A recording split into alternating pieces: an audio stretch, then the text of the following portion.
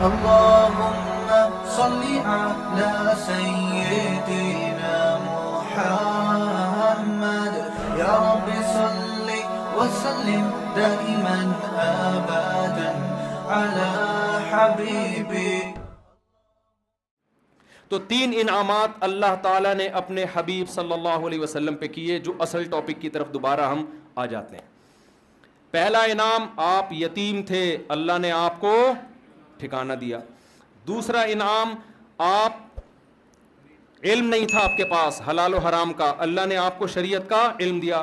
تیسرا، آپ غریب تھے، اللہ نے آپ کو غنی کر دیا. یہاں بھی ایک ٹیکنیکل پوائنٹ، پھر قیام تام کی طرف چلتے ہیں تو ذرا علمی باتیں ہیں نا بیچ میں آ جائیں.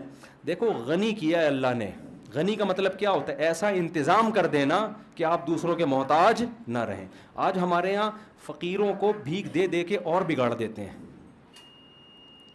فقیروں کو بھیک دے دے کے، آپ تحقیق کرو کسی فقیر کے بارے میں، مستحق ہے نا، اس کو اسٹیبل کر دو. اور اگر آپ کو یہ اندازہ ہو جائے یہ کمبخت اسٹیبل ہونا ہی نہیں چاہتا ہے، اس کو لت پڑ گئی ہے، پھر مت دو اس کو. میرا بہت تجربہ ہوا ہے.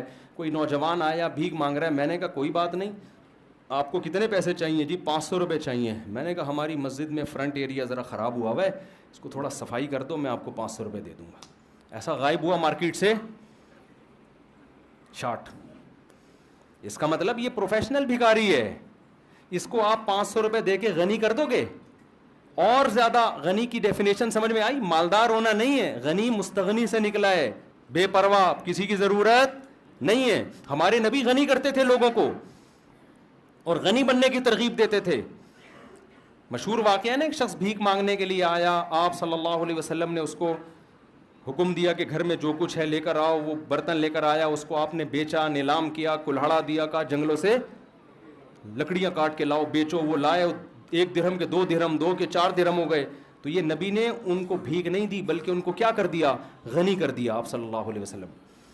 تو معاشرے میں ایسے لوگوں کو تلاش کیا کریں جو اسٹیبل نہیں ہیں اور ان کو پراپر غنی کرنے کی کوشش کریں. بھیک دے دے کے نوجوانوں کو بگاڑیں مت. وہ سٹے لگا، جب محنت کر کے پیسہ کمائے گا تو سٹوں پہ ضائع نہیں کرے گا، گٹکوں پہ ضائع نہیں کرے گا وہ. تو میں یہ عرض کر رہا تھا، اللہ نے اپنے حبیب صلی اللہ علیہ وسلم پہ 3 انعامات بتائے. یتیم تھے، ٹھکانہ دیا. غریب تھے، غنی کر دیا. اور علم نہیں تھا، اللہ نے آپ کو کیا دیا؟ علم.